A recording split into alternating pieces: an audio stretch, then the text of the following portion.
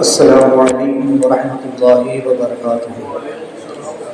الحمدللہ نحمده ونستعینه ونستغفره ونؤمن به ونعوذ باللہ من شرور انفسنا ومن سیئات اعمالنا، من يهد الله فلا مضل له ومن يضلل فلا هادي له، ونشهد ان لا اله الا الله وحده لا شريك له ونشهد ان سيدنا ومولانا محمدا عبده ورسوله۔ وقد قال الله تبارك وتعالى في القرآن المجيد والفرقان الحميد: أعوذ بالله من الشيطان الرجيم، بسم الله الرحمن الرحيم، ألم نشرح لك صدرك ووضعنا عنك وزرك الذي أنقض ظهرك ورفعنا لك ذكرك، صدق الله العظيم وبلغنا رسوله النبي الأمين المكين الكريم، لمن الشاهدين والشاكرين والحمد لله رب العالمين۔ بعد تو حکمت والی شب رسالت کی پروان ہو سخاجہ کے چاہنے والے مصطفیٰ جان رحمت صلی اللہ علیہ وسلم کی دیوانوں، آئیے آواز گفتگو سے قبل ہمارا اپنے کر انتہائی قدس محمد کے ساتھ امت خضرہ کی جانب لبرکات رسول اللہ امامدار مدینہ کے تاجدار احمد غریبوں کی ہم کو ساتھ جناب رحمت مجتبی محمد مصطفیٰ علیہ تحیت و ثنا صلی اللہ تعالی وسلم کی بارگاہ میں شکر و سلام پیش کرے اس نبی کی بارگاہ میں کہ جن کے صدقے میں زمین کا فرش بچھایا گیا، وہ نبی کے جن کے صدقے میں آسمان کا شامیانہ لگایا گیا، وہ نبی کے جن کے صدقے میں صدیق اکبر کو صداقت کا مرتبہ ملا، عمر فاروق کو عدالت کا مرتبہ ملا، عثمان غنی کو سخاوت کا، مولا علی کو شجاعت کا مرتبہ ملا، اور نبی الحرمین علیہ الصلوۃ والسلام کے جن کے صدقے میں 10 صحابہ کو دنیا ہی میں جنت کا مستہ ملا، وہ آقا علیہ الصلوۃ والسلام کے جن کا وجود مسعود باعث تخلیق کائنات بنا، اور جن کی شان عرفہ و اعلیٰ میں رب کائنات نے فرمایا: ان اللہ وملائکتہ یصلون علی النبی یا ایھا الذین آمنوا صلوا علیہ وسلم تسلیما۔ اللهم صل على سيدنا محمد وعلى الجود والكرم وآله وصحبه وبارك وسلم۔ ایک مرتبہ پڑھ لیجیے: اللهم صل على سيدنا محمد صلاة تنجي بها من جميع الأهوال والآفات وتقضي لنا بها جميع الحاجات وتطهرنا بها من جميع السيئات وترفعنا بها عندك الدرجات وتبلغنا بأقصى الغايات من جميع الخيرات في الحياة بعد الممات إنك على كل شيء قدير۔ رسول برکت کے لیے ایک مرتبہ اللهم صل على سيدنا محمد وسلم تعالى على سيدنا محمد هذه الحياة والتنفرج بحوائج الإمام والوقائم وحسن الأخلاق ويسأل الغمام بوجهه الكريم وعلى آله وصحبه في كل لمحة ونفس بأرض كل المعاني ومثل يا الله يا الله يا الله۔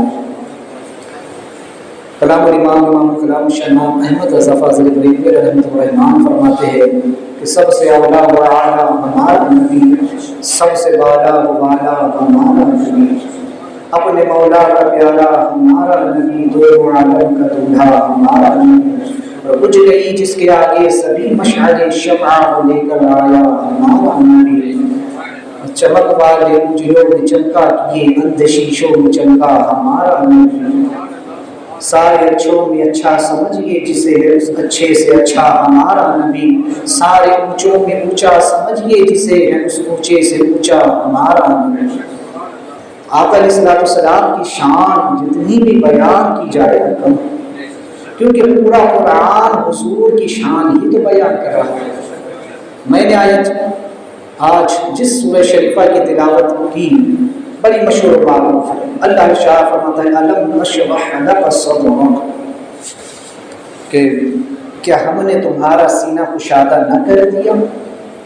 ووضعنا عنک وزرک الذی انقض ظہرک، اور تم پر سے تمہارا بوجھ اتار لیا جس نے تمہاری پیٹھ توڑی تھی۔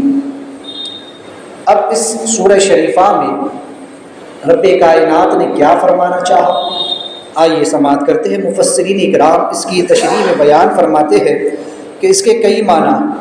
حضور علیہ السلام کے سینہ پاک کو کشادہ کرنا، اللہ نے فرمایا کہ الم نشرح لک صدرک، معلوم ہم نے آپ کے سینے کو کھول دیا، کشادہ کر دیا۔ کیا مطلب یہ کہ محبوب علیہ السلام آپ کے سینے میں ہم نے علم، حکمت، ہر چیز بھر دی۔ بعض مفسرین فرماتے ہیں کہ آقا علیہ السلام کے سینہ مبارک کو چاک کر کے آپ کے دل مبارک کو، قلب شریف کو نکال کر اسے آب زمزم سے دھویا گیا، اور یہ واقعہ 3 مرتبہ پیش آیا۔ سب سے پہلے جب آقا علیہ السلام کا بچپن کا زمانہ تھا اور حضور علیہ الصلوۃ والسلام اپنی رضائی بہن شیمہ رضی اللہ تعالی عنہا کے ساتھ بکریاں چرانے جنگل جایا کرتے تھے۔ اس وقت جبریل امین تشریف لائے اور حضور علیہ السلام کو اپنے ہاتھوں سے تھاما اور پھر لٹا کر آپ کے سینے کو چاک کیا اور آپ کے قلب مبارک کو نکال کر آب زمزم سے دھویا۔ دوسری مرتبہ جب حضور علیہ الصلوۃ والسلام معراج کے لیے تشریف لے جا رہے تھے، پہلا تو دوسرا وہ کہ جب حضور پر پہلی وحی آئی تو اس وقت بھی آپ کے سینے مبارک کو چاک کر کے دل مبارک کو نکال کر آب زمزم سے دھویا گیا اور علم اور حکمت سے اس کو بھر کر کے اپنی جگہ پر رکھ دیا۔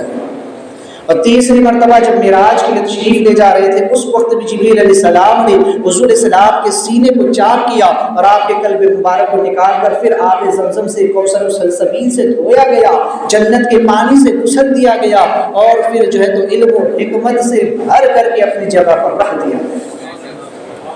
تو چونکہ 3 مرتبہ یہ واقعہ پیش آیا، 3 مرتبہ حضور علیہ السلام کے سینے کو چاک کر کے کھول کر اور قلب مبارک کو دھو کر آب زمزم سے اپنی جگہ پر رکھا، لیکن نہ حضور کو کوئی تکلیف ہوئی اور نہ کوئی اس کا نشان جسم پر کبھی موجود تھا۔ آج ہم دیکھتے ہیں میڈیکل سائنس کا دور، اگر کسی انسان کا ہارٹ میں پرابلم ہو جائے، ہے نا، کسی کی صرف ایک نس بند ہو جائے ہے نا، ہارٹ کا مسئلہ ہو گیا، اینجیوگرافی کرنا ہے نا، تو دل کو آپریشن کرنا ہے، تو آج ہم دیکھتے ہیں کہ کتنے اس کے طریقے نکل آ چکے ہیں۔ یہ وہ زمانہ نہیں تھا، ٹیکنالوجی کا زمانہ نہیں تھا وہ زمانہ پرانا۔ اگر آج سے ہم چند سالوں پیچھے چلے جائے، 1 صدی ہی پیچھے چلے جائے، تو ہم دیکھیں گے کہ انسانوں کے پاس اس وقت نہ اتنی جدید مشینیں تھیں، نہ آپریشن کے اتنے سامان مہیا تھے، نہ انسان کا آپریشن ہوا کرتا تھا، کچھ نہیں تھا۔ اگر انسان کو قلب کا دورہ پڑتا تو لوگ کہتے کہ اس پر کوئی جن آ گیا ہے اور یہ یا تو کچھ ہو گیا ہے، بس ایسے ہی مر گیا ہے، تو غرض کی بیماری کا پتہ تک نہیں چلتا۔ لیکن آج تو میڈیکل سائنس کا زمانہ ہے، آج سائنس نے ترقی کر لی، اس کے دل کی کون سی نس چوکپ ہوئی ہے، کون سی نس کے اندر خون جم گیا ہے، خون پاس نہیں ہو رہا ہے، آج یہ سب مشین کے ذریعے سے دیکھا جا سکتا ہے۔ اور اب آپریشن تک کیے جا رہے ہیں انسانوں کے، یہاں تک کہ اب دل بھی ریپلیس ہوتا ہے، کڈنی یعنی گردے یہ بھی ریپلیس ہوتے ہیں۔ انسان کے جسم کے کچھ اعضاء ایسے ہیں کہ وہ بدل دیے جاتے ہیں، اگر کڈنی خراب ہوگی آپ دوسرے کی لے سکتے ہیں، کسی کی آنکھ خراب ہوگی آنکھ بھی جو ہے آپ دوسرے سے لے سکتے ہیں، آپ کسی کا دل تو اس طرح وہ بھی کسی سے دوسرے سے لے سکتے ہیں۔ اور اب آپریشنز کرنا بھی بڑا آسان ہو گیا، آج سے کچھ سالوں پہلے آپریشن کرنا کبھی بڑا مشکل ہوا کرتا تھا، بہت زیادہ ہارڈ کام ہوتا تھا کہ کسی کے آپریشن کیا جائے، کسی کا اس کے دل کو چیرا، اس کے سینے کو چیرا جائے، پھر اس کے لیے کافی جو ہے تو خون بھی لگتا، اس کے لیے الگ سے خون چڑھاؤ، اس کے لیے الگ سے ڈاکٹرز نرس وغیرہ تمام چیزیں ساری ہوتی تھیں۔ اور آپریشن کے وقت میں مریض کا سب سے بڑا مسئلہ ہوتا تھا کہ اسے بے ہوش کرنا، کہ مریض کو ہوش نہ رہے تب جا کر اس کا آپریشن ہوتا تھا، اس لیے کلوروفارم اس کو سنگایا جاتا تھا، اور کلوروفارم بھی ایک مقدار میں اس کو سنگایا جاتا تاکہ زیادہ بھی نہ ہو جائے کہ کہیں موت ہو جائے، اور کم بھی نہ ہو کہ ایسا نہ ہو کہ دوران آپریشن ہی اس کو ہوش آ جائے۔ تو ایک لمٹ کے اندر اس کو جو ہے تو کلوروفارم سنگایا جاتا جتنی دیر آپریشن چل رہا ہوتا، اور پھر جب آپریشن ہو جاتا اور اس کلوروفارم کا اثر ختم ہوتا، اس کے بعد انسان کو کچھ درد کا تکلیف کا احساس ہوتا۔ کیوں؟ اس کی وجہ میں بتاؤں گا۔ اب آج سائنس نے اتنی ترقی کر لی ہے کہ اگر آپریشن جس مقام کا کرنا ہے، اگر پیٹ کا آپریشن کرنا ہے، ہاتھ کا آپریشن کرنا ہے، پیر کا آپریشن کرنا ہے، تو اب مکمل انسان کو بے ہوش کرنا نہیں پڑتا ہے۔ اب اسے کلوروفارم سنگانے کی ضرورت نہیں ہے، بلکہ سائنس نے اتنی ترقی کر لی ہے کہ ایسے ایسے انجیکشنز ایجاد ہو چکے ہیں کہ اب صرف جس جگہ کا آپریشن کرنا ہے وہاں انجیکشن لگا دو، اتنی جگہ سن ہو جائے گی، پیرالیسس ہو جائے گی کچھ گھنٹوں کے لیے جتنی دیر آپریشن کرنا ہے، اور مریض ہوش میں رہے گا اور اسکرین پر اپنا آپریشن بھی دیکھتا رہے گا۔ اب وہ خود بھی دیکھ سکتا ہے کہ میرا آپریشن کیسے ہو رہا ہے۔ تو یہ کیوں ہوتا ہے؟ سائنس نے اس کی وجہ بھی بتائی، اور قرآن نے بھی اس کی تفصیل بیان کیا ہے، لیکن میں زیادہ تفصیل میں نہیں جاؤں گا۔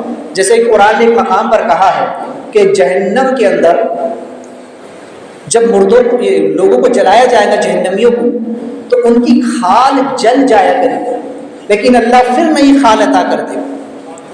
یہاں سے ایک چیز سمجھ میں آئی کہ ان کو نئی کھال بار بار دی جاتی رہے گی۔ کیوں؟ اگر کسی کو ایک مرتبہ جلا دیا تو جلنے سے اس کی کھال جل گئی، اس کا چمڑا جل گیا، لیکن اللہ فرماتا ہے جہنم میں ہم اس کو دوبارہ پھر نیا چمڑا دے دیں۔ تو اللہ چمڑا دوبارہ دینے کی ضرورت کیا ہے؟ تو آج سائنس نے اس کی جو تو وجہ بیان کی۔ سائنس یہ کہتا ہے کہ انسان کو جو درد ہوتا ہے وہ چمڑے کی وجہ سے ہوتا ہے، کیونکہ یہاں انسان کے چمڑے کے اندر یہ سارے معاملات ہوتے ہیں، اور جہاں کسی نے آپ کے چمڑے کو چھوا، آپ کے جسم کو چھوا، کسی مچھر مکھی نے ڈنک مارا، مچھر نے ڈنک مارا، چونٹی نے کاٹا، یا آپ کو جسم میں کہیں پر بھی تکلیف پہنچی، تو جسم کے اندر، آپ کی چمڑی کے اندر ایسے جو ہے تو ذرات ہوتے ہیں، ایسے جو ہے تو کیٹانو ہوتے ہیں جو فوراً اس کو دماغ تک کر لے کر کے جاتے ہیں۔ اس بات کو آپ کی پلک بھی نہیں جھپکتی ہے، آپ دیکھیں ادھر مچھر نے ڈنک مارا، فوراً اس کا اثر آپ کے دماغ میں جائے گا، اور وہاں سے اس کا جواب آئے گا کہ اس جگہ کو کھجایا جائے، وہاں سے مچھر کو بھگایا جائے۔ تو یہ سب کی ہوتا ہے۔ تو جسم کی پوری چمڑی کے اندر اللہ نے ایسا نظام رکھا ہے کہ درد کا احساس اس میں ہوتا ہے، لیکن وہ پہنچتا دماغ کے پاس ہے، اور پھر دماغ کے پاس سے اس کا جواب آتا ہے، ریفلیکشن آتا ہے، اس کا جواب آتا ہے۔ اب اگر کبھی کسی کا ہاتھ پیرالیسس ہو جائے، کسی کا پیر پیرالیسس ہو جائے، یا کسی کے جسم کا کوئی حصہ پیرالیسس ہو جائے، تو اس جگہ پر آپ اسے سوئی چبھوئیے، اسے چمٹی لیجئے، اسے ماریے، اسے تکلیف کا احساس نہیں ہوگا۔ کیوں؟ اتنی چمڑی اس کی بیکار ہو گئی، پیرالیسس کی وجہ سے اس کا چمڑا بیکار ہو گیا ہے۔ اب وہاں سے کوئی جواب دماغ کی طرف نہیں جاتا ہے، تو اس لیے وہاں سے اس کے لیے کوئی جواب بھی نہیں آتا۔ تو لہٰذا اب جس جگہ کو آپریشن کرنا ہوتا ہے اس جگہ کو سن کر دیا جاتا ہے، تاکہ وہاں کے ذرات دماغ تک اس کو تو جواب لے کر نہ جائے، وہاں تک جا کر کے نہ بتائے کہ کیا ہو رہا ہے۔ تو جب تکلیف نہیں ہوگی، جب درد نہیں ہوگا، تو انسان تو آسانی سے اپنے آپریشن کو دیکھ رہا ہے۔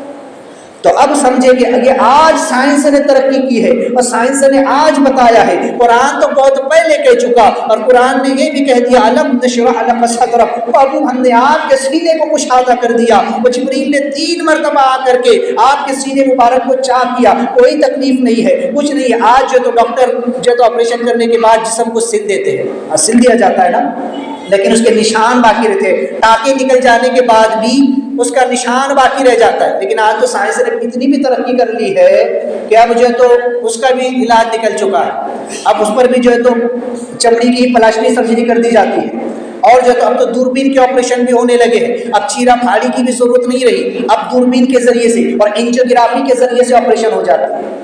لیکن قربان جائے حضرت سیدنا جبریل امین علیہ السلام اپنی انگلی کا اشارہ کرتے ہیں، اور سرکار کا سینہ مبارک کھل جاتا ہے، خون کا ایک قطرہ بھی باہر نہیں نکلتا ہے، اور دل مبارک کو نکالا جاتا ہے۔ کوئی کاٹنے کی ضرورت نہیں ہے، کوئی ہتھیار نہیں ہے، کوئی چاقو نہیں ہے، کوئی قینچی نہیں ہے، بڑی آسانی سے دل مبارک کو نکال کر آب زمزم سے دھو کر کے اپنی جگہ پر علم و حکمت سے بھر کر کے رکھ دیا جاتا ہے، اور پھر سے جیسے کہ ویسے سینہ مبارک صاف ہو جاتا ہے۔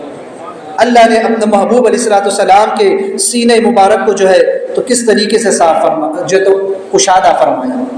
ایک اور تفسیر میں ہے کہ سینہ کشادہ کرنے سے مراد یہ ہے کہ انوار نبوت و اسرار علوم غیبیہ کا وہ سینہ حامل ہو جائے، یعنی کہ ہر دل کے اندر ہر چیز برداشت کرنے کی طاقت نہیں ہوتی، ہر انسان کا دل یکساں نہیں ہوتا، بعض انسان بڑے نرم دل کے ہوتے ہیں، بعض انسان بڑے سخت دل کے ہوتے ہیں، بعض انسان وہ ہوتے ہیں ذرا سی ٹھیس لگنے پر ان کے آنسو نکل آتے ہیں، بعض انسان وہ ہوتے ہیں کتنا ہی بڑا صدمہ ان کو لگ جائے لیکن ان کی آنکھ سے آنسو نہیں نکلتا ہے۔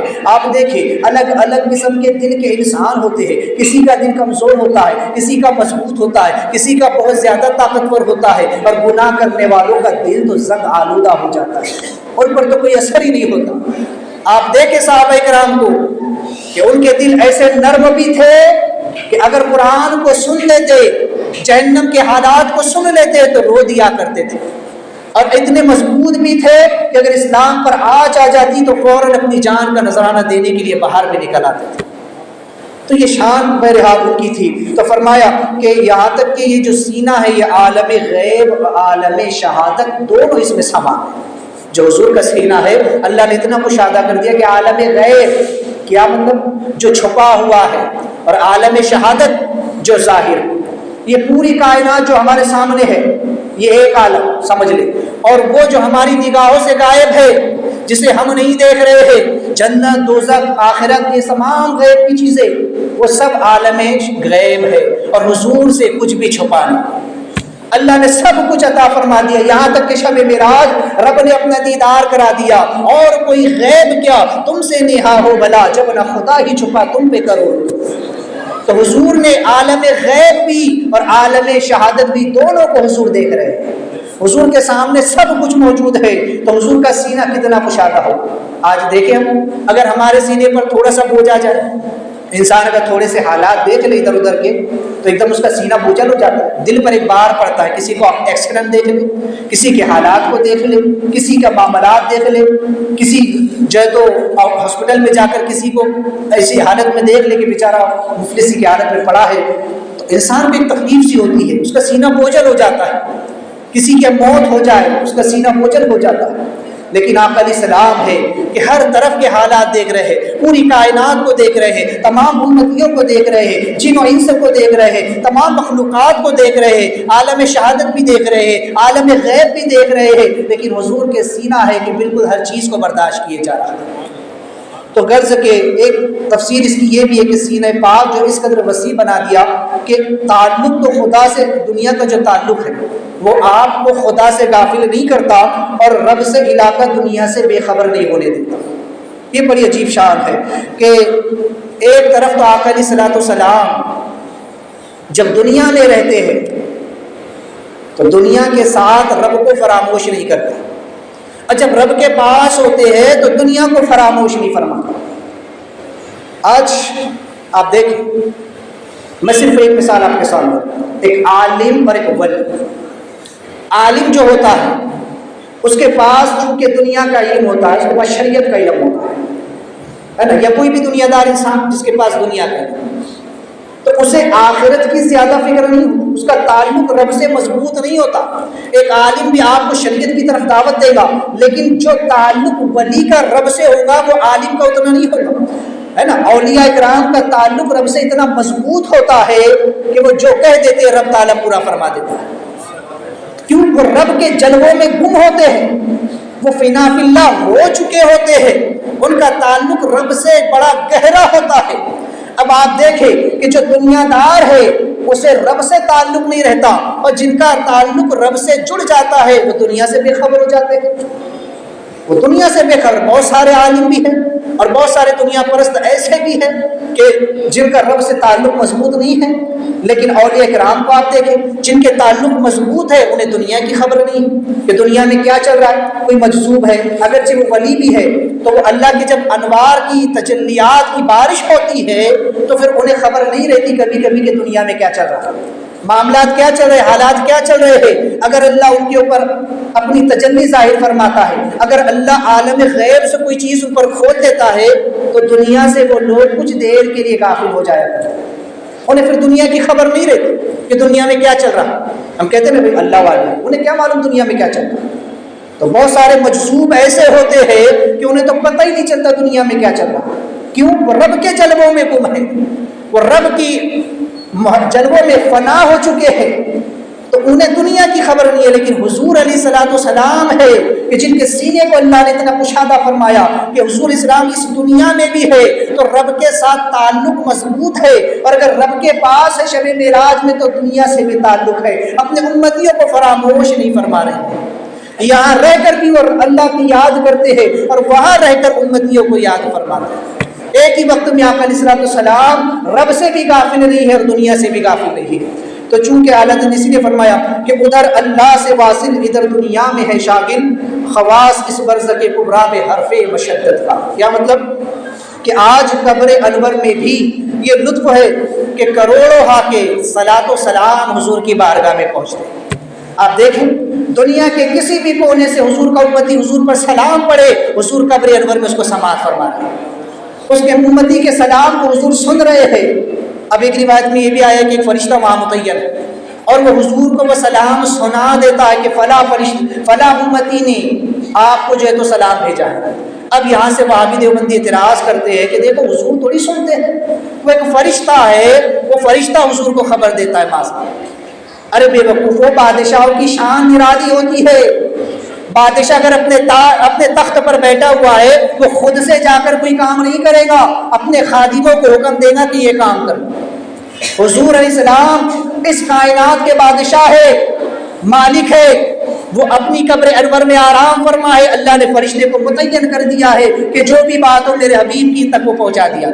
حضور خود بھی سن رہے۔ مثال میں آسان سی آپ کو دوں، کبھی کورٹ میں جا کر دیکھیے گا کہ جج کرسی پر بیٹھا ہوتا ہے اور اس کے سامنے سارا مقدمہ چلتا ہے، وکیل بحث و جرا کرتے رہتے ہیں اور تمام ثبوت اس کے پاس جو ہے تو جج کے پاس دیے جاتے ہیں۔ تو جج کے پاس میں ایک آدمی کھڑا رہتا ہے جو سامان لے کر کے جج کو دیتا ہے، کوئی کاپی ہے، کوئی کاغذ ہے، کوئی ثبوت ہے تو وہ لے کر کے جج کو دیتا ہے تاکہ جج اسے دیکھے۔ جبکہ جج بھی دیکھ رہا ہے، جج بھی لے سکتا ہے، جج بھی سن رہا ہے، لیکن اس کے باوجود بھی ایک ٹائپ کرنے والا وہاں موجود ہوتا ہے، وہ ٹائپنگ کرتا رہتا ہے۔ ایک آدمی کھڑا ہوتا ہے، سامان لے کے جج کو دیتا رہتا ہے، جبکہ جج خود بھی کر سکتا ہے، لیکن جج کا مقام کیا ہے، جج کی شان کیا ہے؟ وہ صرف کرسی منصب پر بیٹھے گا، تمام چیزوں کو دیکھے گا اور فیصلہ کرے گا۔ میرے آقا علیہ الصلوۃ والسلام قبر انور میں آرام فرما ہے، خود بھی امتی کے سلام کو سن رہے ہیں، لیکن حضور کی شان بتانا مقصود ہے کہ حضور کی شان کیا ہے، مقام کیا ہے، کہ فرشتے کو متعین کر دیا گیا دنیا کے کسی کونے سے امتی سلام پڑھے، حضور خود بھی سن رہے ہیں، لیکن فرشتہ جو ہے تو کہتا ہے رسول اللہ فلاں فلاں نے آپ کو سلام بھیجا۔ یہ شان ہے مصطفیٰ جان رحمۃ وسلم کی کہ ایک طرف تو کروڑوں انسانوں کا اور لاکھوں اربوں نہ جانے کتنے فرشتے ہیں، ان سب کا بھی سلام حضور سن رہے ہیں، کیونکہ ہر فرشتے بھی جو ہے جہاں ہے وہیں سے وہ بھی حضور پہ سلام پڑھ رہے۔ 70,000 صبح کو 70,000 شام مزار انور پر آ کر حاضری دیتے ہیں فرشتے، ہر روز صبح کو 70,000 آتے ہیں اور شام کو 70,000 آتے ہیں، اور جو ایک مرتبہ آ جائے قیامت تک کے آنے کا موقع نہیں ملتا۔ یہ تو انسانوں پر کرم ہے کہ بار بار حضور بلا لیتے ہیں اور سب کا سلام حضور سن رہے ہیں۔ تو لہٰذا امتیوں کے اعمال بھی حضور کی بارگاہ میں پیش ہو رہے ہیں۔ اب دیکھیں ایک ہی وقت میں انسانوں کا بھی سلام سننا، جنوں کا بھی سلام سننا، یہاں تک کہ حضور اسلام فرماتے ہیں کہ کائنات کی ہر شے مجھ کو جانتی اور پہچانتی ہے کہ میں اللہ کا رسول ہوں، یہاں تک کہ شجر حجر ہر چیز حضور پر سلام پڑھتے ہیں، حضور پر درود پڑھتے ہیں، چاہے وہ پتھر ہو، نباتات ہو، جمادات ہو، جو بھی ہو، سب حضور پر درود و سلام پڑھتے ہیں۔ حضور سب کا درود سن رہے ہیں، سب کا سلام سن رہے ہیں، انسانوں کا بھی سن رہے ہیں، جمادات کا بھی سن رہے ہیں، حیوانات کا بھی سن رہے ہیں، بہائم کا بھی سن رہے ہیں، جنوں کا بھی سن رہے ہیں، فرشتوں کا بھی سن رہے ہیں، انسانوں کے اعمال بھی حضور کی بارگاہ میں پیش ہو رہے ہیں۔ حضور اپنے امتیوں کے اعمال بھی دیکھ رہے ہیں، نیک اعمالوں کو دیکھ کر کے حضور ان کے لیے دعا بھی کر رہے ہیں، جن کے اعمال برے ان کے لیے مغفرت کی دعا کر رہے ہیں، یہاں تک کہ حضور اللہ کی بارگاہ میں بھی اپنے امتیوں کے لیے دعا کر رہے ہیں، رب کا ذکر بھی کر رہے ہیں، اللہ اللہ کی صدائیں بھی بلند ہو رہی ہے، رب سے بھی غافل نہیں ہے۔ ادھر امتیوں کے اعمال لے کر خدا کی بارگاہ میں بھی پیش کیے جا رہے ہیں اور خدا کی طرف سے فیصلے لے کر کے امتیوں کی طرف تقسیم کیے جا رہے ہیں۔ خود فرماتے ہیں واللہ موتی، اللہ جو تو تقسیم کرتا ہے، انما انا قاسم، اور میں جو تو تقسیم، اللہ دیتا ہے اور میں تقسیم کرتا ہوں۔ یہاں سے امتیوں کے معاملات خدا تک پہنچاتے ہیں اور خدا سے لے کر امتیوں میں تقسیم فرماتے ہیں۔ یہ شان ہے مصطفیٰ کی، کتنا کشادہ سینہ اللہ نے محبوب کا فرما دیا۔ تو حضور علیہ الصلوۃ والسلام کے بارے میں فرمایا کہ محبوب ہم نے آپ کے سینے کو کشادہ فرما دیا، وَوَضَعَ عَنْكَ وِزْرَكَ الَّذِي أَنقَضَ ظَهْرَكَ، اور وہ بوجھ آپ سے اتار لیا جس نے آپ کی پیٹھ توڑ دی تھی۔ کیا مطلب؟ اس کا مطلب کیا ہے؟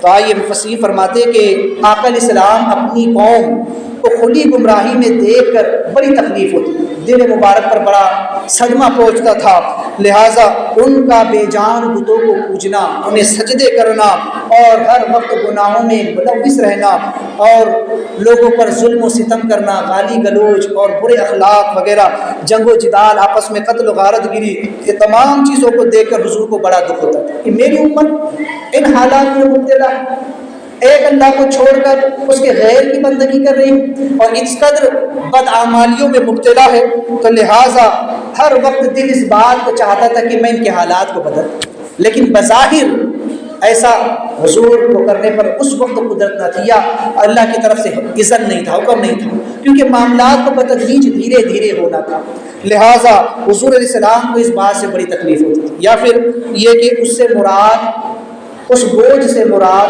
بار نبوت و بار رسالت ہے، کیونکہ بہت بڑا کام، بہت بڑی ذمہ داری ہے۔ جب کسی انسان کو کوئی عہدہ ملتا ہے تو اس پر ایک ذمہ داری آ جاتی ہے۔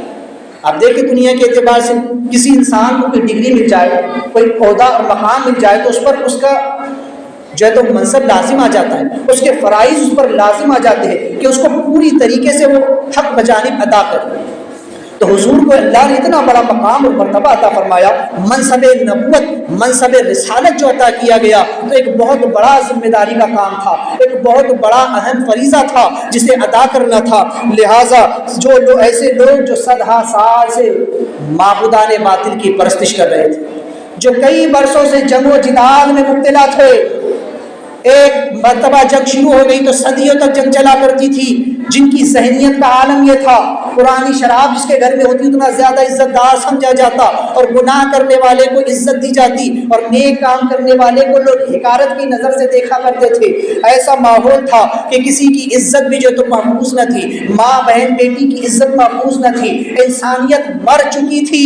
ایسے لوگوں کے درمیان حق کا علم بردار جو ہے تو بن کر کھڑا ہونا، حق کی آواز کو بلند کرنا، ایسے لوگوں کے درمیان میں ایک خدا وحدہ لا شریک کی وحدانیت کا جو ہے تو اقرار کرنا اور انہیں پستی سے نکال کر آسمان کی بلندیوں تک لے جانا کوئی معمولی کام نہ تھا، یہ ایک بہت اہم ذمہ داری تھی۔ اور چونکہ اس کام میں بڑی بڑی مشکلات جو تو سامنے تھی، فلک بوس پہاڑ کی طرح جو ہے تو آپ کے سامنے بڑے بڑے چیلنج تھے کہ کس طرح سے جو ہے تو اس کو نپٹا جائے، کس طرح سے ان چیزوں سے جو تو آگے نکلا جائے۔ تو قدم قدم پر خطرہ تھا، کبھی جان کا خطرہ، کبھی عزت و آبرو کا خطرہ، لیکن حضور علیہ الصلوۃ والسلام امت کی خاطر ہر چیز کو برداشت کر گئے۔ کبھی جسم مبارک پر کچرا پھینکا گیا، کبھی راستے میں کانٹے بچھائے گئے، کبھی گالیاں دی گئی، کبھی مارا گیا، کبھی اونٹ کی اجڑی آپ کے جسم مبارک پر لا کر ڈال دی گئی، کبھی حضور علیہ الصلوۃ والسلام پر پتھر پھینکے گئے، حضور کو دیوانہ کہا گیا، مجنون کہا گیا، معاذ اللہ کیا کچھ نہ کہا گیا،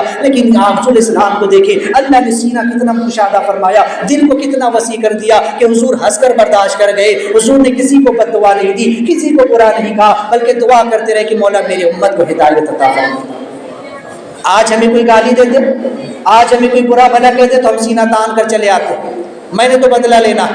اگر کوئی معافی بھی مانگنے آئے تو ہم ٹائٹ ہو جاتے ہیں، نہیں میں تو ایسا کر کے ہی رہوں گا، میں تو وہ کر کے ہی رہوں گا، یہ ہمارا ہے۔ لیکن نہیں، آقا علیہ السلام کی سیرت کا ایک پہلو یہ بھی ہے کہ حضور علیہ الصلوۃ والسلام نے اپنی جان کے دشمنوں کو معاف کیا ہے۔ اب یہاں ایک نقطہ یہ بھی سمجھ لیں، بعض لوگ یہاں دھوکہ دیتے، وہابی دیوبندی یہیں کہتے ہیں، ارے دیکھو حضور نے تو دشمنوں کو معاف کر دیا، تم کیوں نہیں معاف کرتے وہابی دیوبندی؟ یاد رکھیں، اپنی جان کے دشمن کو معاف کرنا الگ بات ہے، لیکن اللہ و رسول کے دشمن کو معاف کرنا الگ بات ہے۔ حضور نے یہ کر کے دکھایا ہے، حضور نے اپنی جان کے دشمنوں کو معاف کیا، لیکن جس نے اللہ کی توہین کی، جس نے دین کی توہین کی، حضور نے اسے معاف نہیں کیا۔ حضور نے جنگ بھی کی ہے، حضور نے جدال بھی کیا ہے، حضور نے دشمنوں کو قتل بھی کیا ہے، اللہ کے گستاخوں کی گردنیں بھی اڑائی ہے، صحابہ نے بھی یہ کیا ہے۔ یہ بتا دیا کہ جب اپنی جان کی بات آئے، کوئی تمہیں گالی دے، کوئی تمہیں برا بھلا کہے، کوئی تمہاری جان کا دشمن بنے، اسے معاف کر دینا، لیکن کوئی اللہ رسول کو برا کہے، کوئی قرآن کی توہین کرے، کوئی اسلام کی توہین کرے، اسے معاف مت کرنا، بلکہ اس کی گردن سر سے جدا کر دے۔ یہ اسلام کا پیغام ہے۔ تو صرف ایک پہلو مت دیکھو، سیرت کے دونوں پہلوؤں پر نظر رکھو۔ تو آقا علیہ السلام نے ان دشمنوں کو معاف کیا ہے جنہوں نے حضور کو تکلیفیں پہنچائی، لیکن انہیں معاف نہیں کیا ہے جنہوں نے گستاخیاں کی۔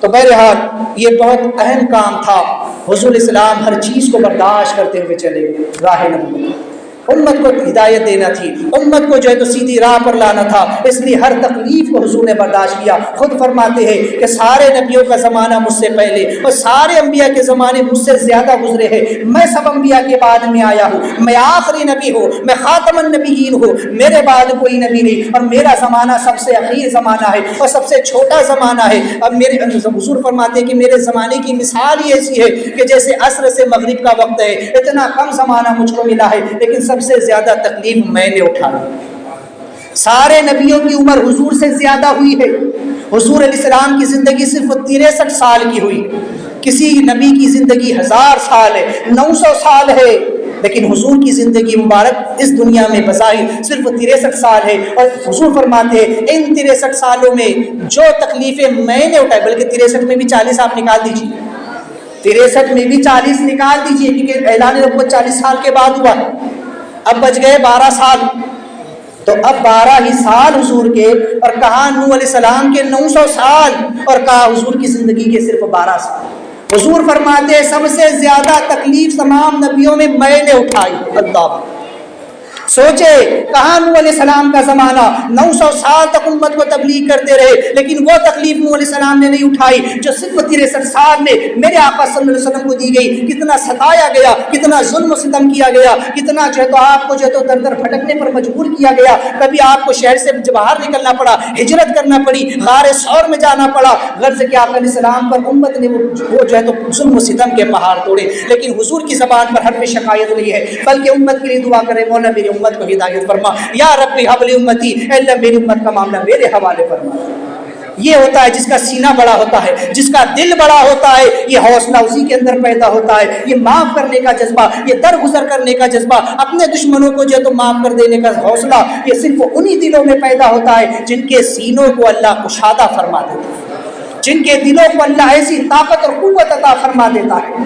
اسی لیے اللہ نے فرمایا الم نشرح لک صدرک، محبوب ہم نے آپ کے سینے کو اتنا کشادہ کر دیا کہ اس 63 سالہ زندگی میں جن لوگوں نے آپ کو اتنا ستایا ہے پھر بھی آپ مسکراتے ہوئے ان کے لیے دعائیں فرما رہے ہیں۔ اس لیے اللہ نے فرمایا کہ محبوب ہم نے آپ کے دل سے وہ بوجھ اتار دیا ہے۔ کیا بوجھ؟ حضور کو ایک بوجھ بڑا محسوس ہوتا تھا کہ میری امت گنہگار ہے، کل قیامت میں کیا اے آج ہمیں بوجھ محسوس ہوتا ہے، ہم گناہ کرتے لیکن ہم بوجھ محسوس نہیں کرتے، یاد رکھو ہماری کمر بوجھ کے سبب سے جھکی ہوئی ہے لیکن ہمیں احساس نہیں ہے۔ یہ کب ہوگا؟ جب مر کر قبر میں پہنچیں گے، جب قیامت کے میدان میں پہنچیں گے نا، تب احساس ہوگا کہ ہم گناہوں کا ایک بہت بڑا گٹھڑا اپنی پیٹھ کے اوپر لے کر کے آئے۔ بلکہ بعض روایتوں میں آتا ہے کہ انسان اپنے گناہوں کو اپنی پیٹھ پر لادے ہوئے ہوگا اور اس کی کمر جھک جائے گی، اس سے اٹھا نہیں جائے گا، سیدھا کھڑا نہیں رہا جائے گا۔ ہم تو اپنے گناہوں کا بوجھ ڈھو رہے ہیں، حضور علیہ السلام کا بوجھ کیا ہے؟ یہ امت کے گناہ ہیں۔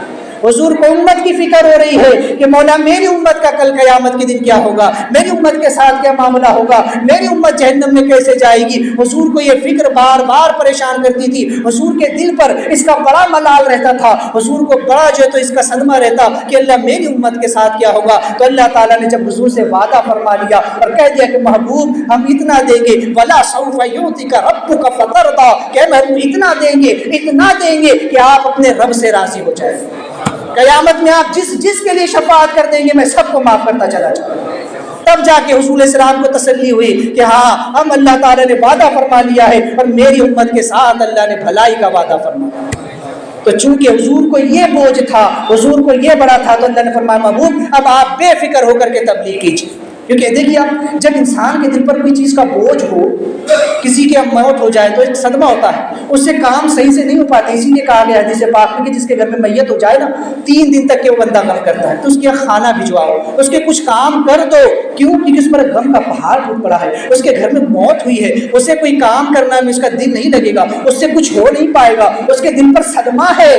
تو اس لیے اسلام نے غم گساری کا جذبہ ہمیں سکھایا ہے، ہمیں یہ بتایا کہ پڑوسیوں کے حقوق کیا ہے، رشتہ داروں کے حقوق کیا ہے، لہٰذا لوگوں کے ساتھ حسن سلوک کیسا کیا جائے۔ یہ تعلیم اسی لیے دی گئی کہ انسان کو جب کوئی صدمہ پہنچتا ہے، اس کے دل پر بوجھ ہوتا ہے، اس سے کام نہیں ہو پاتا، تو جا کر اس کی غم گساری کرو، اس کا درد ہلکا کرو، اس کے کام میں اس کا ہاتھ بٹا دو، اس کا بوجھ ہلکا ہو جائے گا، اس کے دل کو سکون آ جائے گا، اسے قرار آ جائے گا۔ یہ تعلیم اسلام نے دی ہے، یہ تعلیم ہمیں قرآن نے دی ہے، مصطفیٰ جان سب کی سیرت نے دی ہے۔ اسی لیے اللہ تعالیٰ نے فرمایا محبوب آپ کے قلب پر یہ جو بوجھ رہتا ہے کہ امت کا کیا ہوگا، امت کا کیا ہوگا، آپ بے فکر ہو جائے، آپ بے فکر ہو کر دین کی تبلیغ کیجئے۔ میں وعدہ کرتا ہوں کل قیامت میں آپ جس کی شفاعت کریں گے میں اسے بخشتا چلا جاؤں گا۔ یہ بوجھ اللہ نے حضور سے اتار دیا۔ محبوب بے فکر ہو کر کام کیجئے، بے فکر ہو کر تبلیغ کیجئے اسلام کی، کھل کر کے جو ہے اسلام کی دعوت لوگوں کو دیجئے۔ تو اللہ تعالیٰ نے اتار دیا، پھر فرمایا وَرَفَعْنَا لَكَ ذِكْرَكَ۔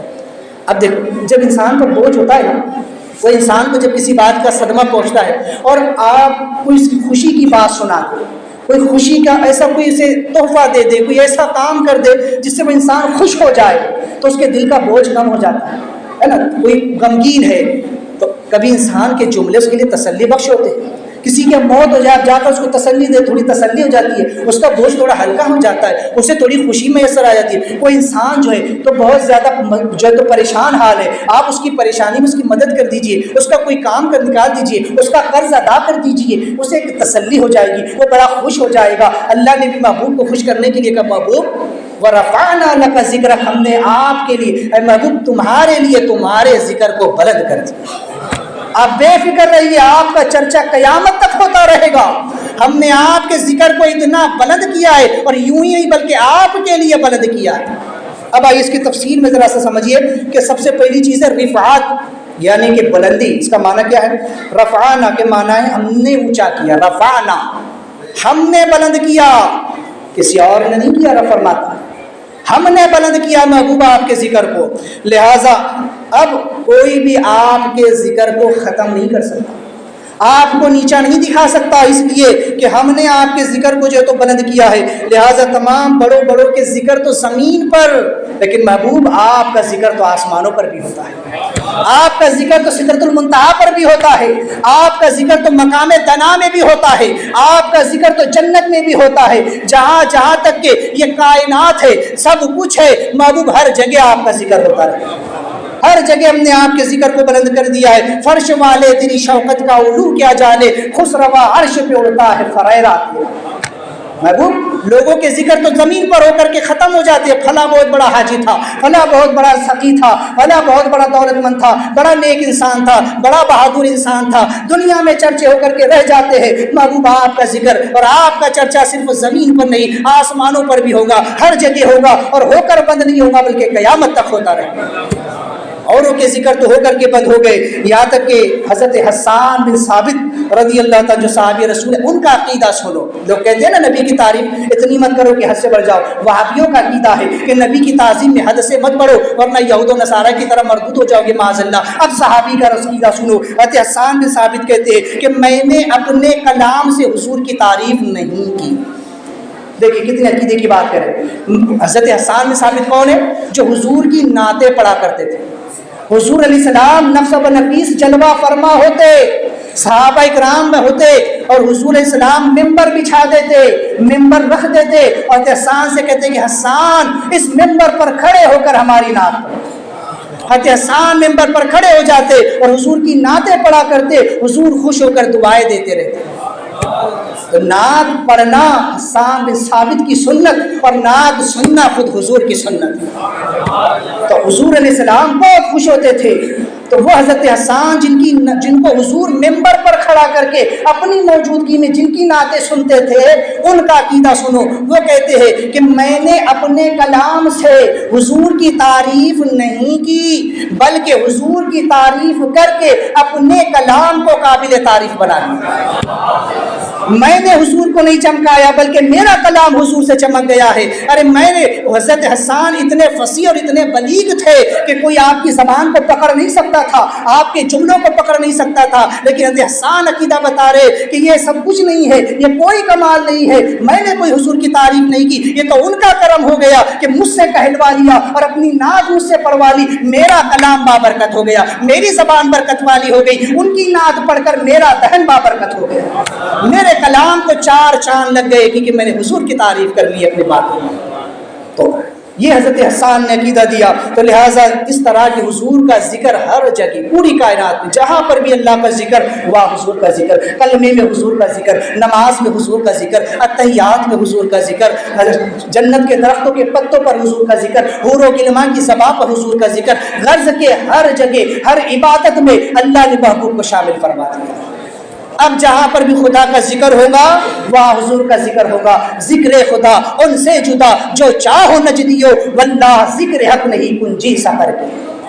اب جہاں جہاں پر بھی خدا کا ذکر ہوگا حضور کا ذکر ہوتا رہے گا۔ آپ دیکھیں قرآن پڑھ کے، قرآن میں اللہ نے جب دیگر انبیاء کا ذکر کیا تو ان کے اصل ناموں کے ساتھ کیا، لیکن حضور کا ادب، حضور کی شان اور حضور کا مقام اللہ تعالیٰ نے پورے قرآن میں جب بھی حضور کو پکارا تو حرف ندا کے ساتھ پکارا اور ساتھ حضور کو صفاتی ناموں کے ساتھ یاد کرا۔ یا ایھا المزمل، یا ایھا المدثر، یاسین، طٰہ کہہ کر کے حضور کو پکارا، بڑے پیارے اچھے القابات کے ساتھ حضور کو پکارا، اور امت کو بھی تعلیم فرمائی کہ انہیں نام لے کر مت پکارو، لا تجعلوا دعاء الرسول، رسول کو نام لے کر مت پکارو بلکہ یا رسول اللہ کہہ کر کے پکارو، یا حبیب اللہ کہہ کر کے پکارو، یا نور اللہ کہہ کر کے انہیں پکارو۔ ان کی شان اور ان کا ادب اللہ نے سکھایا۔ لہٰذا آپ دیکھیں کہ دنیا میں بہت بڑے بڑے نام والے ہیں لیکن آئے اور مٹ گئے، چلے، کسی کا ذکر باقی نہیں، لیکن حضور کا ذکر ہمیشہ سے ہے، چل رہا ہے، قیامت تک چلتا رہے۔ حضور کا ذکر کب سے ہے؟ حضرت حسان بن ثابت سے پوچھو، وہ کہتے ہیں کہ یا رسول اللہ، حضرت جابر رضی اللہ تعالیٰ کہتے ہیں یا رسول اللہ نے سب سے پہلے کس چیز کو پیدا فرمایا؟ تو فرماتے کہ جابر سن، تیرے رب نے سب سے پہلے اپنے نور سے تیرے نبی کے نور کو پیدا فرمایا۔ تو جب کچھ بھی نہ تھا تب سے حضور کا ذکر تھا، تب سے حضور کا نور تھا، اور قیامت تک حضور کا ذکر چلتا رہے گا۔ بلکہ علماء فرماتے ہیں جنت میں بھی لوگ حضور کا ذکر کرتے رہے، جنت میں بھی حضور کا ذکر، جنت کے درختوں پر اور پتوں پر، پھلوں پر حضور کا نام لکھا ہوا ہے، حور و غلمان کی پیشانیوں پر حضور کا نام لکھا ہے، ہر جگہ حضور کا ذکر ہوتا رہے گا۔ وَرَفَعْنَا لَكَ ذِكْرَكَ محبوب، ہم نے آپ کے ذکر کو اتنا بلند کر دیا ہے کہ کوئی مٹانا بھی چاہے تو نہیں مٹا سکتا ہے۔ کہاں مٹانے جاؤ گے، کتنے فتوے لگاؤ گے، شرک ہے، بدعت ہے، ناجائز ہے، حرام ہے، ارے ہم یا حضور کے نام پہ انگوٹھا چوم دے تو شرک، یا حضور کے نام پر نعرے لگا دے تو بدعت۔ ارے نادانو، تم نے کتنے فتوے لگائے، فتوے لگانے والے مٹ گئے لیکن حضور کا ذکر نہیں مٹا، نہ مٹا ہے نہ مٹے گا کبھی چرچا تیرا۔ اللہ نے وہ ذکر حضور کا بلند کیا ہے، مٹ گئے، مٹتے ہیں، مٹ جائیں گے عادات تیرے، نہ مٹا ہے نہ مٹے گا کبھی چرچا تیرا۔ جو حضور کے ذکر کو بند کرنا چاہے گا، جو حضور علیہ السلام کی تعظیم سے روکے گا، وہ خود فنا ہو جائے گا، وہ ختم ہو جائے گا، لیکن حضور کا ذکر ختم نہیں ہوگا۔ بلکہ جو حضور کا ذکر کرے گا اللہ اسے بھی بلند فرما دے گا، اس کو بھی اللہ عظیم مقام عطا فرما دے گا، اور جو حضور کے ذکر کو بند کرے گا اللہ تعالیٰ اسے دنیا و آخرت میں ذلیل و رسوا فرما دے گا۔ تو فرمایا وَرَفَعْنَا لَكَ ذِكْرَكَ، اور ایسے ہی نہیں محبوب، صرف ذکر ایسے ہی نہیں ہوگا، ان اللہ وملائکتہ یصلون علی النبی یا ایھا الذین آمنوا صلوا علیہ وسلموا تسلیما۔ فرمایا محبوب میں خود تم پر درود و سلام پڑھتا ہوں، اللہ درود پڑھتا ہے اپنے حبیب پر، اور تمام فرشتے درود پڑھتے ہیں اس نبی پر، اور کہا کہ ایمان والو اب تم بھی نبی پر درود و سلام۔ یہ ذکر ایسا ہی نہیں ہے، ارے اللہ تعالیٰ خود ذکر فرما رہا ہے اپنے محبوب کا، وہ خود درود اپنے حبیب پر جو تو نشاور فرما رہا ہے، اس کے فرشتے درود پڑھ رہے ہیں، اور ایمان والوں کو بھی حکم ہے تم بھی پڑھتے رہو۔ زندگی میں ایک مرتبہ حضور پر درود پڑھنا فرض ہے، ہر مومن پر فرض ہے، زندگی میں ایک مرتبہ وہ پڑھے۔ تو حضور کا ذکر تو اللہ نے ایسے بلند، خود اللہ بھی ذکر کرے، فرشتے بھی ذکر کرے، مخلوق کو بھی حضور کا ذکر کرنے کے لیے اللہ نے پیدا کیا، میرے حبیب کا ذکر کرو۔ لہٰذا اللہ تعالیٰ نے بلندی کو اپنی طرف نسبت کی، وَرَفَعْنَا، ہم نے بلند کیا، کسی دنیا دار نے بلند نہیں کیا۔ ہوتا ہے نا دنیا میں چند لوگ مل کے کسی کو بڑا بنا دیتے ہیں، چلو فلاں کو، ہاں یہ نہیں حاجی صاحب فلاں صاحب، ہاں یہ فلاں لیڈر ہے، یہ ممبر صاحب ہے، یہ ڈھکا صاحب ہے۔ اور آج تو ایک ایسا زمانہ چلا ہے کہ پیر صاحب خالی ہے، پیر صاحب کو شریعت کی خبر نہیں ہے، پیر صاحب خود جاہل انگوٹا چھاپ ہے، لیکن مرید اتنا اڑاتے، ارے ہمارے پیر صاحب وہ تو تہجد گزار ہے، ارے وہ تو رات کو جو ہے تو یہاں جاتے ہیں، ایسی سیر کرتے ہیں تو ایک قدم میں جو کبھی کعبے میں ہوتے ہیں تو کبھی بیت المقدس میں ہوتے ہیں۔ بیچارے پیر کو چلنے کی فرصت نہیں ہے، بیچارے کو شریعت کی خبر نہیں ہے، ایسے کہ جن کو بیچاروں کو استنجا کرنا نہیں آتا، کہتے ہیں نا پیر نہیں اڑتا مرید اڑا دیتے، ایسے بھی جھوٹی کرامتیں مشہور کر دیتے ہیں۔ تو کچھ دنیا دار ہوتے ہیں جو جھوٹی عزت دیتے ہیں، اللہ فرماتا محبوب آپ کو دنیا داروں نے عزت نہیں دی ہے، عزت ہم نے دی، بلندی ہم نے دی ہے۔ وَلِلَّهِ الْعِزَّةُ وَلِلرَّسُولِ وَلِلْمُؤْمِنِينَ وَلَكِنَّ الْمُنَافِقِينَ لَا يَعْلَمُونَ کہ تمام عزت اللہ تعالیٰ کے لیے، اور اللہ نے عزت اپنے رسول کو عطا فرمائی اور رسول کے صدقے میں ایمان والوں کو عطا فرمائی، اور منافق اس بات کو نہیں سمجھتے کہ عزت کیا ہے۔ محبوب ہم نے آپ کے ذکر کو بلند کیا، دنیا داروں نے نہیں کیا۔ ارے اگر یہ سارے لوگ مل کر آپ کا ذکر کرنا چھوڑ دینا، اگر یہ سارے لوگ مل کر آپ کی نعتیں پڑھنا چھوڑ دے، آپ کے نام کے نعرے لگانا چھوڑ دے، آپ کا لنگر بند کر دے، آپ کا سب کچھ بند بھی کر دے، تب بھی محبوب ذکر بند نہیں ہونے والا، کیونکہ یہ ذکر تو شجر و حجر بھی کر رہے ہیں، اور حضور کی حیات میں ہی درخت آ کر کے کلمہ پڑھ رہے ہیں، حضور کی حیات میں پتھر حضور پر درود و سلام پڑھ رہے ہیں، اور حضور کے دنیا سے جانے کے بعد بھی آج بھی کائنات کی ہر شے حضور پر درود و سلام پڑھ رہے ہیں۔ آپ سنیں تو صرف وہ کان آپ کے پاس نہیں ہے، اولیاء کے کانوں سے سنیں اولیاء کے کانوں سے، وہ خود فرماتے کہ ہم نے سنا ہے کہ ہر چیز حضور کا ذکر کرتی ہے، ہر چیز اللہ کے رسول پر درود و سلام پڑتی ہے۔ تو وہ کان پیدا کرو، وہ آنکھ پیدا کرو کہ تم خود اپنی آنکھوں سے اور اپنے کانوں سے سن اور دیکھ سکو۔ تو لہٰذا ہر شے حضور کا ذکر کرتی ہے، اگر انسان بند بھی کر دے تو بند نہیں ہونے والا ہے۔ اللہ فرماتا ہے بابو ہم نے بلند کیا ہے، کیسے بلند کیا کہ دیکھو حضور علیہ السلام کی ولادت جمعہ کے دن نہیں، سنیچر کو نہیں ہوئی، اتوار کو نہیں ہوئی، منگل وغیرہ کو نہیں ہوئی۔ کیوں؟ کیونکہ جمعہ جو ہے وہ اسلام کا ایک اہم دن بننے والا تھا، یوم العید بننے والا تھا، اور شنبہ جو ہے سنیچر یہ جو ہے تو عیسائیوں کا دن، اور اتوار یہودیوں کا دن تھا۔ لہٰذا اللہ تعالیٰ نے حضور کو پیر کے دن پیدا فرمایا، کیوں؟ تاکہ پتہ چل جائے کہ حضور کو دن سے عظمت نہیں ملی کہ حضور جمعہ کے دن پیدا ہوئے، کوئی یہ نہ کہے کہ حضور سنیچر کو پیدا ہوئے، کوئی یہ نہ کہے کہ ہاں حضور تو اتوار کو پیدا ہوئے، بلکہ کہنے والا یہ کہے کہ حضور جس دن پیدا ہوئے وہ دن عظمت والا ہو۔ دن سے حضور کو عزت نہیں ملی، بلکہ حضور پیر کے دن پیدا ہو گئے تو پیر کے دن کو عظمت مل گئی۔ اللہ تعالیٰ نے حضور کو رمضان میں پیدا نہیں کیا، ورنہ لوگ کہتے ہیں رمضان کے بابرکت مہینہ، قرآن نے کہا شہر رمضان الذی انزل فیہ القرآن، ویسا مہینہ کہ جس کا ذکر اللہ نے قرآن میں فرمایا۔ ذی الحجہ میں پیدا نہیں کیا، ذی القعدہ میں، رجب میں اللہ نے پیدا نہیں کیا، بلکہ حضور کو ربیع الاول میں پیدا فرمایا، تاکہ پتہ چل جائے کہ حضور سے اس مہینے کو نسبت ملی ہے، حضور سے مہینے کو عزت ملی ہے، مہینے سے حضور کو نہیں ملی۔ اللہ نے حضور علیہ السلام کو بیت المقدس میں نہیں پیدا فرمایا، اگر بیت المقدس میں پیدا ہوتے تو لوگ کہہ دیتے کہ وہ تو انبیاء کی سرزمین ہے۔ کسی امیر عرب ملک میں اللہ نے حضور کو پیدا نہیں فرمایا، بہت بڑے ملک میں اللہ نے حضور کو پیدا نہیں فرمایا، بلکہ عرب کے اس نخلستان میں جہاں پر کھجوروں کا جھنڈ تھا اللہ نے وہاں حضور کو پیدا فرمایا۔ اور پھر مکہ میں بھی حضور نہیں رہے بلکہ مدینہ کو ہجرت فرما گئے، تاکہ کل کو ایسا نہ ہو کہ لوگ حج کرنے آئے تو وہی کی وہی جو حضور کا جو زیارت بھی کرے، نہیں، مدینہ الگ سے جانا پڑے گا۔ حج کرنے مکہ میں آؤ لیکن قبولیت کی سند لینے کے لیے مدینہ میں جانا پڑے گا، ایسے ہی نہیں چلے گا۔ اگر حضور کا مزار بھی مکہ میں ہوتا تو پھر عظمت کا پتہ کیسے چلتا؟ بتا دیا کہ حج میرا کرو لیکن قبول کرانا ہے تو مدینے میں جانا پڑے گا۔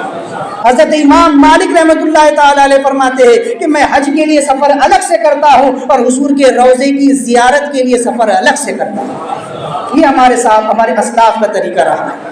تو اللہ نے ایسا حضور کے ذکر کو بلند فرما دیا۔ پھر یہی نہیں بلکہ آپ کو ایسے گھرانے میں اللہ نے پیدا فرمایا کہ گھرانہ آپ کی وجہ سے چمک گیا، ماں باپ آپ کی وجہ سے چمک گئے۔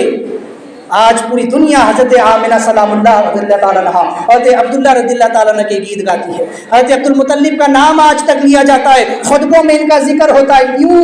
کیونکہ یہ حضور کے والد ہیں۔ آپ دیکھیں کہ دنیا میں اولاد کی پہچان ماں باپ سے ہوتی ہے. ہر اولاد کو پہچان ماں باپ سے ملتی ہے کہ کس کا بیٹا ہے، فلاں کا بیٹا ہے. کس کے خاندان سے ہے، فلاں کے خاندان سے ہے. لوگ جب رشتہ کرنے جاتے ہیں تو دیکھتے ہیں ماں کیسی ہے، باپ کیسا ہے، خاندان کیسا ہے.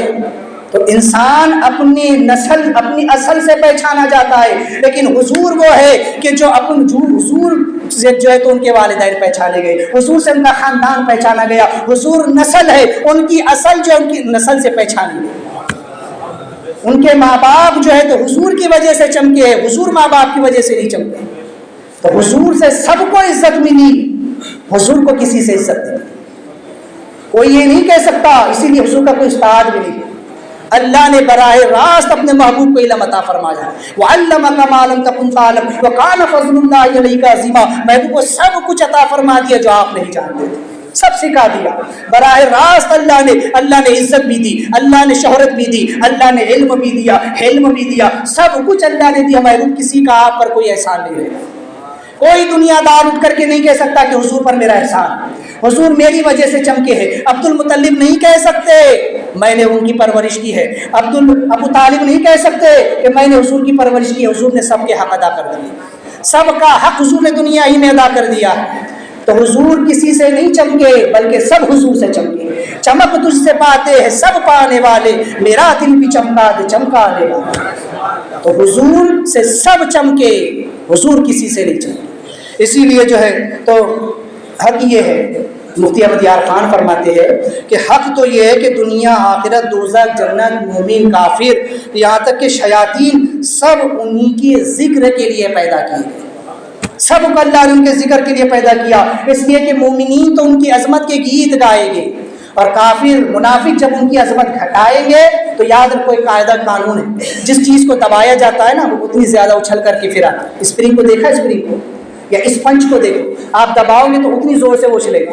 تو جو حضور کے ذکر کو دبانے کی کوشش کریں گے، جو اسلام کو دبانے کی کوشش کریں گے، جو قرآن کو دبانے کی کوشش کریں گے، وہ اسلام اتنا ہی پھیلتا چلا جائے گا، وہ حضور کا ذکر اتنا ہی بلند ہوتا چلا جائے گا. قرآن کی تعلیم اور دنیا میں روشن ہوتی چلی جائے گی. آج قرآن پر حملے کیے جا رہے ہیں، آج اسلام پر حملے کیے جا رہے ہیں، لیکن آپ تاریخ کو پڑھیں، آپ سوشل میڈیا پر دیکھتے ہیں، آپ آئے دن جو ہے تو نئے واقعات کو سنتے رہتے ہیں کہ فلاں جگہ قرآن کو جلایا گیا، فلاں جگہ حضور کی شان میں گستاخی کی گئی، فلاں جگہ اسلام پر حملے کیے گئے. لیکن آپ یہ بھی دیکھتے ہوں گے کہ وہیں پر ہی اللہ تعالیٰ لوگوں کے ایمان کی دولت بھی دے دیتا ہے. کئی کے کئی لوگ اسلام لے کر کے آتے ہیں، کئی کے کئی لوگوں کو اللہ ایمان کی دولت سے نواز دیتا ہے. کیوں؟ کیونکہ جتنا اس کو دباؤ گے، اسلام کی فطرت میں، قدرت میں وہ لچکتی ہے، تم جتنا بھی دباؤ گے اتنا ہی یہ ابھرے گا.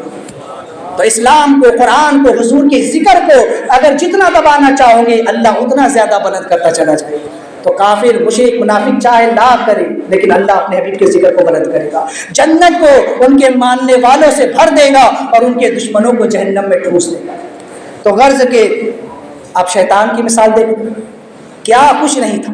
معلم الملکوت، تمام فرشتوں کا سردار، علم میں سب سے اعلیٰ، ادب میں سب سے اعلیٰ، ذکر میں سب سے اعلیٰ، جس کے ہر آسمان پر الگ الگ ناموں سے پکارا جاتا تھا، جس کی عبادت، جس کے سجدے سے پوری کائنات جو ہے تو روشن جو ہے تو بھر چکی تھی.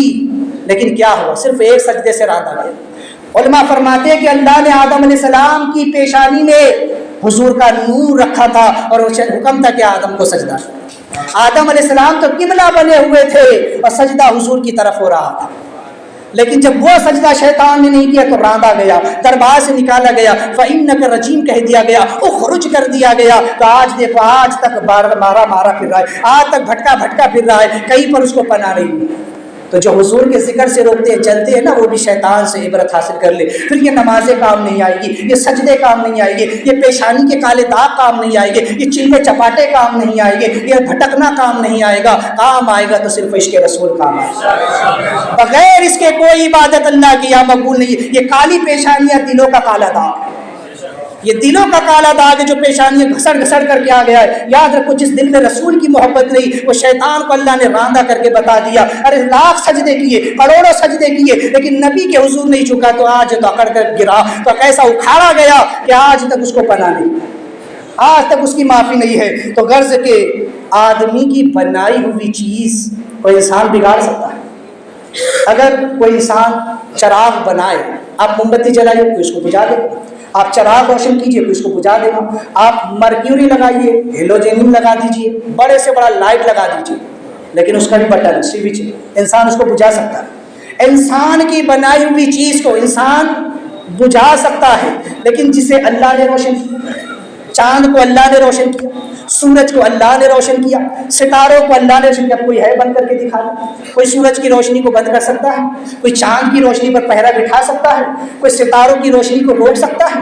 کیوں؟ اسے اللہ نے روشن کیا ہے۔ یہیں سے پتہ چل گیا کہ جس کو اللہ نے عزت دی ہے، جس کو اللہ نے مقام دیا ہے، جس کو اللہ نے بلند کیا ہے، اسے کوئی ذلیل نہیں کر سکتا۔ وَتُعِزُّ مَن تَشَاءُ وَتُذِلُّ مَن تَشَاءُ، جسے اللہ عزت دے اسے کوئی ذلیل نہیں کر سکتا، اور جسے اللہ ذلیل کرے ساری کائنات مل کر بھی اسے عزت نہیں دے سکتی۔ وَرَفَعْنَا لَكَ ذِكْرَكَ، محبوب ہم نے آپ کے ذکر کو بلند کیا ہے، اور ابھی سے نہیں ازل سے بلند کیا ہے، اور قیامت تک محبوب آپ کا ذکر ہوتا رہے گا۔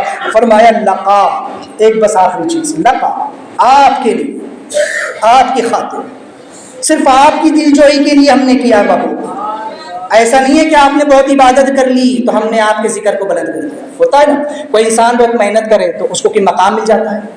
دنیا کے اعتبار سے بھی آپ دیکھیں، بچہ پڑھائی کرے، جتنا زیادہ پڑھائی کرے گا اتنا بڑا اس کو یہ تو سرٹیفکیٹ ملتا چلا جائے گا، ہے نا؟ کوئی بھی ہوتا، جتنا انسان ترقی کرے گا، جتنی محنت کرے گا، اتنا بڑا مقام اس کو ملتا چلا جائے گا، ویسی پوسٹ پر وہ جو تو چڑھتا چلا جائے گا۔ ولایت میں بھی معاملہ کہ انسان ولایت میں جتنی ترقی کرنا چاہے، جتنا وہ اللہ کی عبادت کرے، جتنی اللہ کی بندگی کرے، ایک سے ایک مقام ہے، ولی، غوث، قطب، ابدال، اوتاد، عباد، نجبات، کیا، فرد، افراد، رہبر، قلندر، قطب، ابدال، ایسے ایک مقام ہے۔ تو جو جتنی عبادت اللہ کی کرے گا، جیسا جس کا معاملہ، اللہ ویسا مقام عطا کرے گا۔ لیکن فرمایا محبوب آپ کو اس لیے نہیں دے رہا ہوں کہ آپ کو جو تو ہم نے مقام عبادت کی وجہ سے دیے، محبوب اس لیے نہیں کہ آپ نے سجدے کیے، محبوب اس لیے نہیں کہ آپ ہمارے جو تو آپ نے جو نمازیں پڑھی ہے، آپ نے روزے رکھے ہیں، آپ نے جو تو یہ کیا ہے، آپ نے دین کی تبلیغ کی ہے، آپ نے اتنی تکلیفیں برداشت کی ہے، محبوب اس لیے نہیں، بلکہ صرف آپ کو خوش کرنے کے لیے محبوب ہم آپ کے ذکر کو بلند کرتے ہیں۔ یا انسان کوئی بہت سالوں تک محنت کرتا ہے تب جا کر اس کا نام ہوتا ہے کہ ہاں فلاں کی محنتیں ہیں۔ انسان کے مرنے کے بعد اس کا انسان کو پتہ چلتا ہے کہ فلاں کی محنتیں کیا ہے ہمارے علاقے میں، فلاں ممبر نے فلاں کام کر کے گیا، فلاں عالم دین ہمارے یہاں فلاں کام کر کے گئے ہیں، تب جا کے لوگوں کو احساس ہوتا ہے۔ دنیا دار ہے تو ان کے مجسمے بنا دیتے ہیں، ان کے نام کے بورڈ لگا دیتے ہیں، اب جا کر کے ان کی قدر ہوتی ہے، لیکن اللہ فرماتا محبوب آپ کے کسی عمل کی جزا کے لیے ہم نے آپ کے ذکر کو بلند نہیں کیا، صرف آپ سے جو ہم کو محبت ہے، آپ کو خوش کرنے کے لیے آپ کی خاطر آپ کے ذکر کو بلند کر دیا۔ کوئی جزا آپ کو نہیں دی گئی، کسی عمل کا بدلہ نہیں، بلکہ محبوب آپ کی خاطر ہے۔ لہٰذا آپ دیکھیں، ایک معنی تو یہ بھی ہے اس کا کہ محبوب آپ کے سبب سے ہم نے جو ہے تو اب آپ کو اختیار بھی دے دیا کہ آپ بھی جس کو چاہے بلند کر دیں۔ اب جو آپ سے منسلک ہو جائے وہ بھی عظمت والا ہو جائے۔ آپ بس ایک مثال سمجھ لیں کہ لوگ آج دنیا میں کہاں کہاں گھومنے نہیں جاتے، کوئی پیرس جاتا ہے، کوئی لندن جاتا ہے، امریکہ جاتا ہے، جاپان جاتا ہے، بڑے بڑے لوگ شہروں میں گھومنے کے لیے، بزنس کے لیے جاتے ہیں، لیکن کبھی آپ نے دیکھا کہ ان کے بیچ آؤ بھگت ہوتی ہے؟ کبھی دیکھا کہ اس پلین کو جو ہے تو کوئی آؤ بھگت کرتا ہے، اسے چھوڑنے کے لیے لوگ جاتے ہیں؟ لیکن جب کوئی حج کے لیے جاتا ہو، جب کوئی عمرہ کے لیے جاتا ہو تو لوگوں کا تانتا بن جاتا ہے۔ حج کو جانے والے کے لیے، روضہ رسول کی زیارت کے لیے جانے والے کے لیے لوگوں کی راہ جو تو فرش راہ بچ، ان کی آنکھیں فرش راہ بچ جایا کرتی ہے، ان کے گھروں کے دروازے کھل جاتے ہیں۔ ہر کوئی حاجی کی دعوت کرنا چاہتا ہے کہ نہیں یہ مکہ جا رہا ہے، یہ مدینہ جا رہا ہے، خدا کے گھر کا طواف کرے گا، رسول اللہ کے روضے کی حاضری دے گا۔ ہر کوئی چاہتا ہے کہ میرے گھر آئے، اس کی دعوت کرے، وہاں جا کر کے ہمارا سلام کہنا، حضور کی بارگاہ میں ہمارا درود پیش کرنا، ہمارا صلاۃ و سلام پیش کرنا، حضور کی بارگاہ میں جا کے ہمارے احوال بیان کرنا۔ ہر کوئی اس حاجی کو چھوڑنے کے لیے کہاں تک جاتے ہیں؟ کوئی بھساول تک جاتا ہے، کوئی ممبئی تک جاتا ہے، کئی لوگ تو کہاں تک چھوڑنے کے لیے جاتے ہیں۔ تو ایک حاجی کو اتنی عزت کیوں ملی؟ کیونکہ حضور علیہ الصلوۃ والسلام نے عزت عطا فرمائی، کیونکہ وہ حضور کے روضے کی زیارت کے لیے جا رہا ہے تو اس کو یہ عزت ملی کہ چھوڑنے کے لیے لوگ ممبئی تک کے لوگ جا رہے ہیں، لیکن کسی اور جگہ جاتا تو اتنی عزت نہیں۔ تو لہٰذا واللقاء کے محبوب آپ جس کو چاہے اس کو آپ بھی عزت عطا فرمائیں۔ تو اسی لیے حضور صلی اللہ علیہ وسلم وہ ہے کہ جن کو کسی سے عزت نہیں ملی ان کو ان کے رب نے عزت عطا فرمائی، اور جو حضور کا ذکر کرتا ہے اللہ اس کو بھی بلند کر دیتا ہے، اس کو بھی عزت عطا فرما دیتا ہے۔ اور جو ذکر روکے فضل کاٹے نقص کا جو یار ہے، پھر کہے بردک کے ہو امت رسول اللہ کی، ایسوں کو اللہ ذلیل و رسوا فرماتا ہے۔ اللہ تعالیٰ سے دعا ہے کہ مولا کریم ہم تمام کو اپنے حبیب کا ذکر کرنے کی توفیق عطا فرمائے، کیونکہ اصل ذکر تو وہی ہے، انہی کا ذکر ہے۔ اللہ کو تو سبھی مان لیتے ہیں، یہودی بھی مانتا ہے، عیسائی بھی مانتا ہے، لیکن حضور کو نہیں مانتا، اس لیے کافر ہے۔ جو اللہ کو تو مانے لیکن رسول اللہ کو نہ مانے وہ کافر ہے۔ لہٰذا جب تک حضور کا کلمہ کیا ہے، لا الہ الا اللہ محمد رسول اللہ، کوئی انسان ساری زندگی لا الہ الا اللہ پڑھتا رہے، محمد رسول اللہ نہ کہے، تو اللہ فرماتا ہے تو زندیق ہے، کافر ہے، مردود ہے، جہنم میں چلے گا، جب تک محمد رسول اللہ نہ کہہ لے گا۔ تو کلمہ تو تب پورا ہوتا ہے جب حضور کا نام خدا کے نام کے ساتھ ہے۔ یہ اللہ نے ذکر اپنے حبیب کا بدل کیا، تو دعا ہے کہ مولا کریم ہم تمام کو اپنے حبیب کا ذکر کرتے رہنے کی توفیق عطا فرمائے۔ ما علینا الا البلاغ، اور آپ تو کرتی تو بقت استغفر اللہ ربی من کل ذنب و اتوب الیہ، لا الہ الا اللہ محمد رسول اللہ۔